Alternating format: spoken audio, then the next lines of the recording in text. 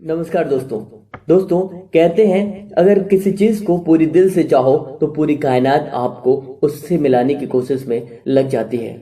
ऐसा ही कुछ हो रहा था आईपीएस अफसर बनी गरिमा के साथ। गरिमा एक 24 साल की लड़की जिसके सपने आईपीएस बनने के थे, वर्दी पहनने के थे। एक दिन गरिमा के पिता घर आते हैं और बताते हैं कि आज उनके ऑफिस में अग्रवाल जी आए थे और अपने बेटे के बारे में बता रहे थे कि उनका बेटा दिल्ली में ही एक अच्छी कंपनी में सेटल्ड है। इतना ही कहकर गरिमा के पापा गरिमा की ओर इशारा कर गरिमा की माँ से बोलते हैं कि क्यों ना हम अपनी गरिमा के रिश्ते की बात अग्रवाल जी के बेटे से चलाएं।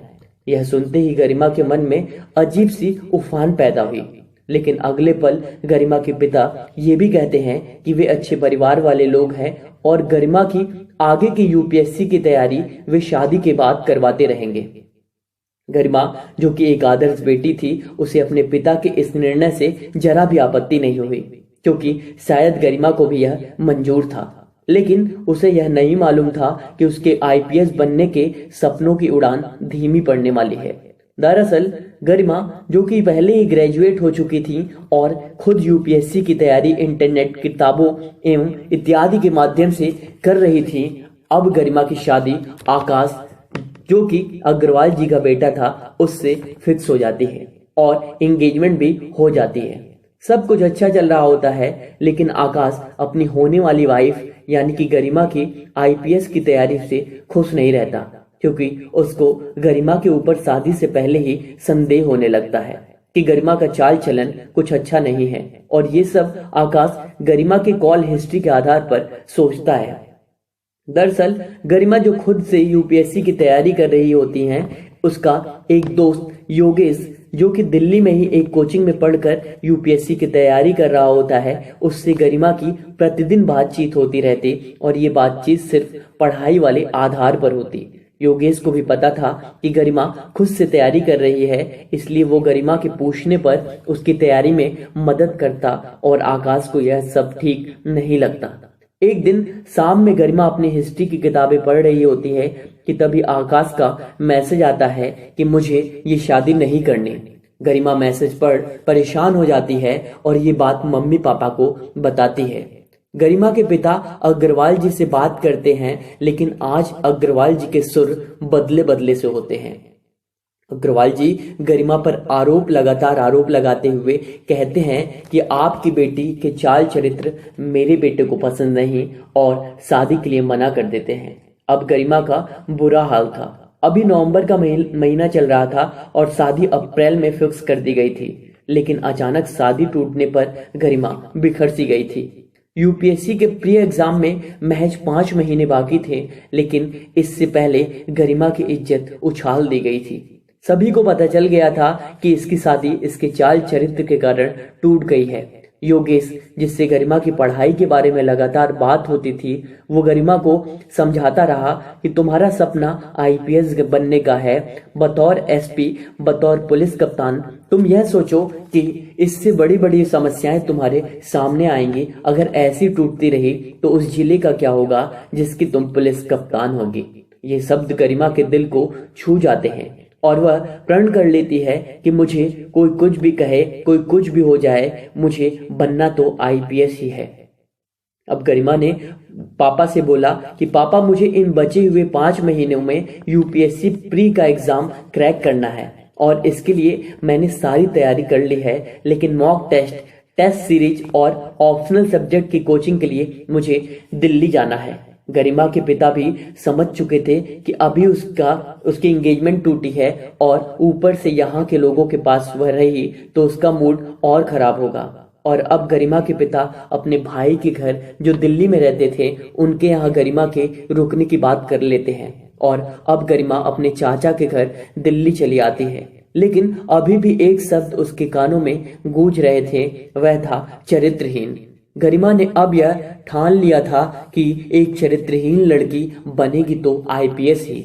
अब गरिमा एक कोचिंग में अपने ऑप्शनल सब्जेक्ट की तैयारी के लिए क्लास शुरू कर देती है और साथ ही मॉक टेस्ट यानी कि यूपीएससी के प्री एग्जाम के लिए टेस्ट सीरीज भी ज्वाइन कर लेती है। गरिमा को योगेश ने घर रहते हुए सारी बुक्स मटेरियल के बारे में बता दिया था कि ये एनसीईआरटी की किताब और ये रेफरेंस किताबें पढ़ लो, और गरिमा इन सारी किताबों को पढ़कर दिल्ली आई थी। इधर अग्रवाल जी, जिनके बेटे से गरिमा की शादी होनी थी, उन्हें भी यह पता चल गया था कि गरिमा यूपीएससी की कोचिंग के लिए दिल्ली में है। तभी एक दिन गरिमा को अग्रवाल जी का बेटा आकाश किसी लड़की के साथ दिख जाता है, और अब गरिमा को समझ आता है कि दरअसल वो आकाश ही था जिसका चाल चरित्र सही नहीं। लेकिन ये बात गरिमा किसी को नहीं बताती, ना ही अपने घर वालों को। गरिमा के सर पर अब आईपीएस बनने का भूत सवार हो चुका था, और गरिमा अपने नाम के सामने आईपीएस गरिमा लिख अपने रूम में चिपका देती है, ताकि ये देख वो बार बार मोटिवेट होती रहे।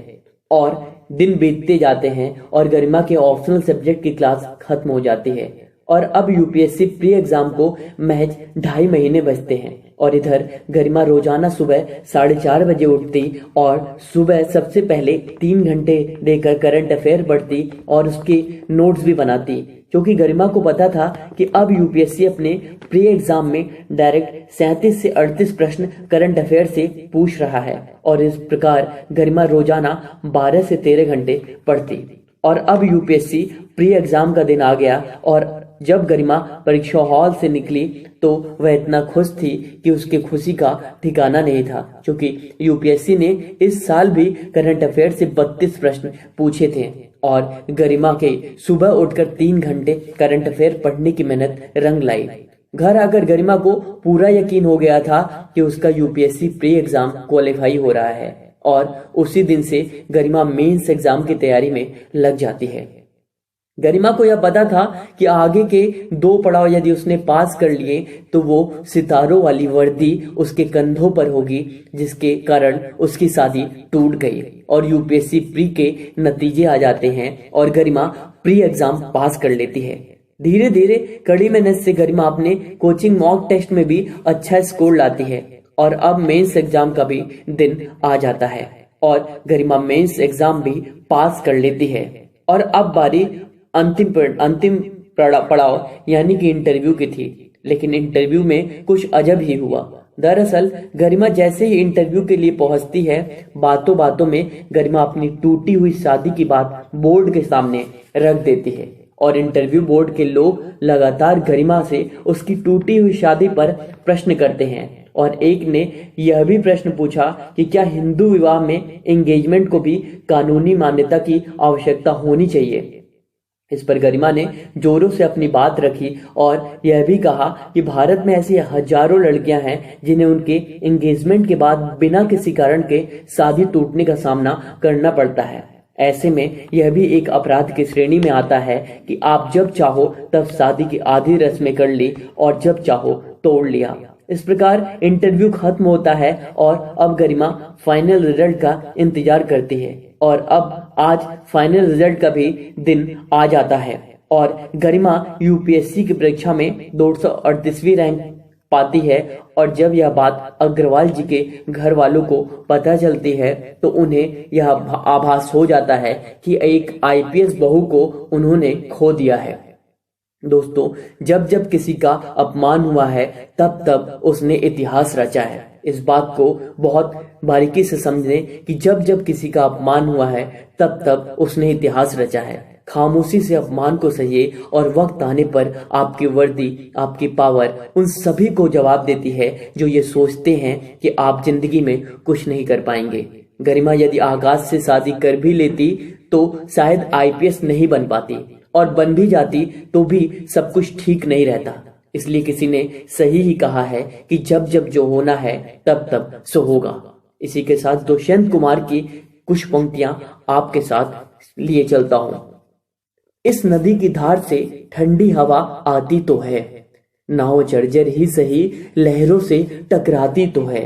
एक चिंगारी कहीं से ढूंढ लाओ दोस्तों, इस दिए में तेल सी भीगी हुई बाती तो है। इस दिए में तेल सी भीगी हुई बाती तो है। दोस्तों, महज एक चिंगारी की जरूरत होती है। वो चिंगारी आपके अंदर से आती है। देखिए, मोटिवेशन आपको कहीं 2 मिनट 10 मिनट का मोटिवेशन आपको पूरी तैयारी में मोटिवेट नहीं कर सकता, बल्कि वो मोटिवेशन अंदर की चिंगारी, आपके अंदर की आग, वो मोटिवेशन होती है जिसे हर मिनट हर समय आप फील करते हो, और वही चिंगारी आपको परीक्षा पास कराती है। दोस्तों, खुद इस परीक्षा में लग जाएं और अंततः और आपके पास ये सफलता मिलेगी ही मिलेगी। वीडियो अच्छी लगी तो प्लीज अधिक से अधिक शेयर करें, लाइक का बटन दबा दें, कमेंट सेक्शन में बताएं कि कैसी लगी वीडियो, और अधिक से अधिक शेयर करें। चलिए, धन्यवाद। नमस्कार।